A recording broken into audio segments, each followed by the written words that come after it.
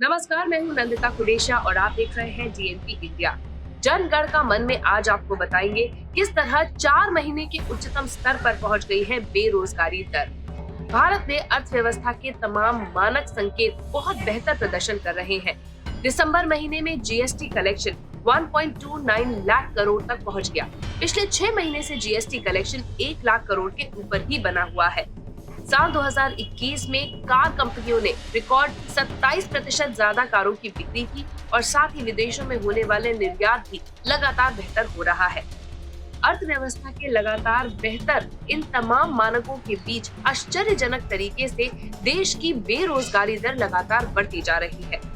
Private think tank centre for monitoring Indian economy की report के मुताबिक दिसंबर महीने में देश में बेरोजगारी दर 7.9% रही, जो कि नवंबर महीने में 7% पर थी। रिपोर्ट के मुताबिक इससे पहले अगस्त महीने में 8.3 थी बेरोजगारी दर और उसके बाद के 4 महीनों में दिसंबर की बेरोजगारी दर सबसे उच्चतम स्तर पर है। तमाम चुनावी राज्यों में बेरोजगारी एक बड़ा चुनावी मुद्दा है और यही वजह है कि इन आंकड़ों से सरकार की परेशानी बढ़ गई है। सीएमआई की ताजा डेटा की नजर डालें तो शहरी बेरोजगारी दर दिसंबर में 9.3% हो गई है, जो कि नवंबर के महीने में 8.2% थी। वहीं ग्रामीण बेरोजगारी दर भी बढ़कर 7.3% हो गई है। अर्थशास्त्रियों को चिंता है कि ओमिक्रॉन पिछले 3 महीने से देखे जा रहे आर्थिक सुधारों को नुकसान न पहुंचा दे।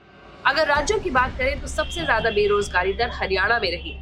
हरियाणा में 34.1% बेरोजगारी दर रही।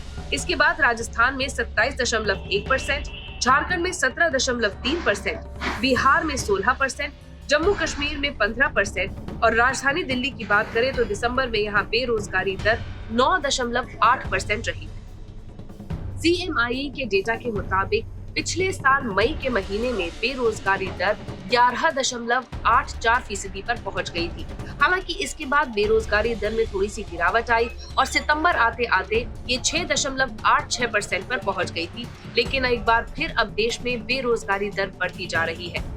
विधानसभा चुनाव के लिहाज से अगर देखें तो उत्तर प्रदेश एक बहुत ही महत्वपूर्ण राज्य है और यहाँ पर बेरोजगारी दर 4.9% हो गई है। वहीं उत्तराखंड में 5% बेरोजगारी दर पहुंच गई है। गोवा में बेरोजगारी दर रिकॉर्ड 12% पर पहुंच गई है, तो पंजाब में ये 6.8% पर बनी हुई है। मणिपुर में भी बेरोजगारी एक प्रमुख मुद्दा है। कांग्रेस और समाजवादी पार्टी बेरोजगारी को लेकर लगातार सरकार पर हमला बोल रहे हैं। राहुल गांधी अपने ट्वीट के जरिए तो प्रियंका गांधी वाड्रा चुनावी सभा में बेरोजगारी का मुद्दा जोर शोर से उठा रही है। वहीं समाजवादी पार्टी के प्रमुख अखिलेश यादव भी बेरोजगारी के मुद्दे पर सरकार के ऊपर जमकर हमला बोल रहे हैं।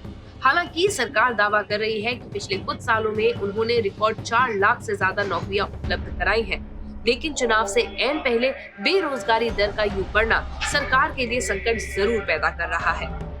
रिसर्च कंपनी इप्सोस के सर्वे व्हाट वरीज द वर्ल्ड में इस बात का खुलासा हुआ है कि भारत में बेरोजगारी और रूस में गरीबी और सामाजिक असमानता बड़ी चिंता की बात है। ये सर्वे दुनिया के 28 देशों में किया गया है। इस सर्वे में बताया गया है कि भारत में बेरोजगारी और नौकरी की सुरक्षा को लेकर 41% लोग चिंतित हैं। आर्थिक और राजनीतिक भ्रष्टाचार शहरी भारत में चिंता का दूसरा प्रमुख कारण है। 70% शहरी भारतीयों का मानना है कि देश सही दिशा में आगे बढ़ रहा है।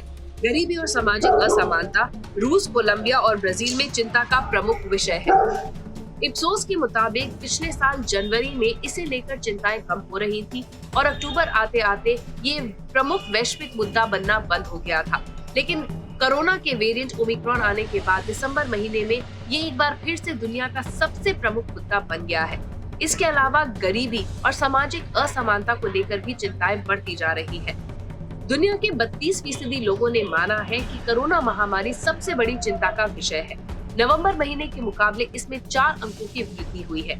वहीं 31% लोग ये मानते हैं कि गरीबी और सामाजिक असमानता एक बड़ा मुद्दा है चिंता का। वहीं 65% दुनिया के लोग ये मानते हैं कि उनके देश में चीजें सही ट्रैक पर नहीं चल रही हैं। इप्सोस ने ये सर्वे 18 मुद्दों पर किया था। इसमें बेरोजगारी, आर्थिक या राजनीतिक भ्रष्टाचार, अपराध व हिंसा, स्वास्थ्य, मुद्रास्फीति, टैक्स, जलवायु परिवर्तन, शिक्षा, अप्रवास नियंत्रण, नैतिक पतन, पर्यावरण के खिलाफ खतरा, उग्रवाद का उदय, आतंकवाद, सामाजिक कार्यक्रमों को बनाए रखना, बचपन का मोटापा शामिल था। बेरोजगारी भारत में हमेशा से ही एक चिंता का विषय रही है। अब ये देखना है कि सरकार इस पर काबू करने के लिए क्या कदम उठाती है। हमारी इस रिपोर्ट के बारे में आपकी क्या राय है, कमेंट सेक्शन में जरूर लिखिएगा। साथ ही अब तक अगर आपने हमारा चैनल सब्सक्राइब नहीं किया तो जल्द ही इसे सब्सक्राइब, लाइक और शेयर कीजिए। नमस्कार।